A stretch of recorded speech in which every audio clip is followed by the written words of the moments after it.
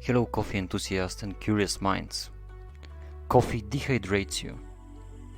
Coffee leads to heart problems. The darker the roast, the stronger the coffee. You have heard these claims many times, but are they true?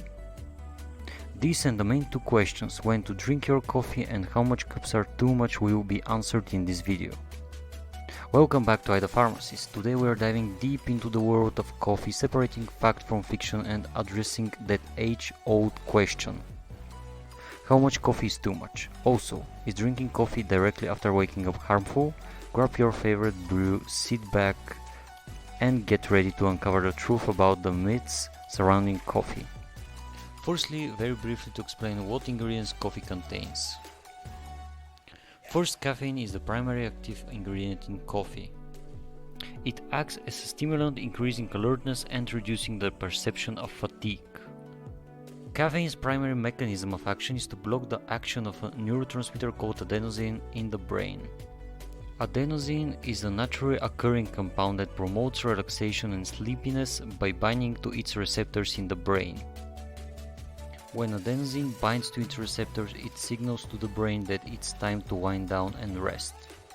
Second, antioxidants. Coffee is rich in antioxidants such as chlorogenic acids. These compounds can help protect cells from oxidative damage, potentially reducing the risk of certain diseases. Number 3, chlorogenic acid. This compound might have a positive impact on glucose metabolism. Coffee is mildly acidic, which can cause gastrointestinal discomfort in some individuals.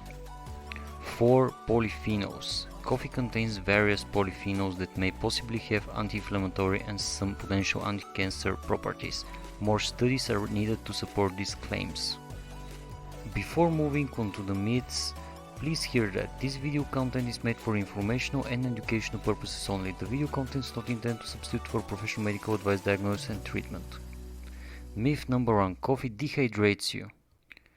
Have you heard that coffee is a diuretic and can leave you parched? Well, the truth is, while caffeine can have a mild diuretic effect, it doesn't dehydrate you if consumed in moderation. This study here gives evidence and debunks the myth. See in the description below. Myth number 2. Coffee leads to heart problems. Now this myth has been circulating for years. While excessive caffeine consumption can have negative effects on your heart, moderate coffee consumption is not linked to an increased risk of heart problems. Even in individuals with hypertension, as this study suggests, coffee leads to increasing in the blood pressure for around 3 hours after consumed. But coffee consumption is not related to an increased blood pressure or cardiovascular problems in the long run. See the study in the description below. Myth 3. The darker the roast, the stronger the coffee. Many believe that a dark roast equates to a stronger coffee. But in reality, the roast level primarily affects the flavor, not the caffeine content. The strength of your brew depends on factors like the coffee beans, variety, grind and preparation. Arabica beans are generally considered milder, while Robusta beans have a stronger, more bitter flavor and higher caffeine content. Finer grinds typically yield stronger coffee because they expose more surface area of the beans to the water. The amount of coffee used in proportion to the water is crucial. More coffee grounds per unit of water result in a stronger brew.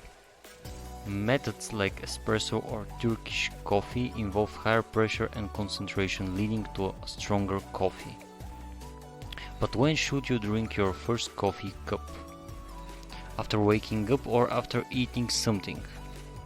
This is related to cortisol, a hormone that naturally peaks in the morning, can interfere with the stimulant effects of caffeine in coffee. Some believe that waiting a bit before having coffee allows cortisol levels to decrease, so caffeine can have a more pronounced effect. There is limited research specifically examining the timing of coffee consumption upon waking. Most studies on coffee and its effects focus on caffeine impact on cognitive performance, alertness and mood, but not necessarily on the timing of consumption relative to waking up. I would advise you to drink it after breakfast to avoid irritating your stomach in the first place. Now let's tackle the big question: how much coffee is too much? It's an important concern. We all have different caffeine tolerances and moderation is key. The general consensus is that up to 400 mg of caffeine a day, about 4 cups of coffee, is considered safe for most adults. But remember, factors like your metabolism, age and individual sensitivities play a role in determining your limits. It's essential to listen to your body. If you start feeling jittery, anxious or have trouble sleeping, you might be exceeding your caffeine limit. But hey, the beauty of coffee lies in its versatility. You can opt for decaffeinated or try lighter roasts for a milder caffeine kick. So in the grand scheme of things, coffee isn't the villain it's often made out to be. It's a beverage that has been enjoyed for centuries, rich in history, culture and flavor. The key is balance and self-awareness. Enjoy your coffee and let it enhance your day without holding you back. That's all for our exploration of coffee myths and caffeine consumption. If you found this video helpful and enjoyed our coffee adventure, give a thumbs up and subscribe for more fascinating scientific explorations. See you next time, bye bye.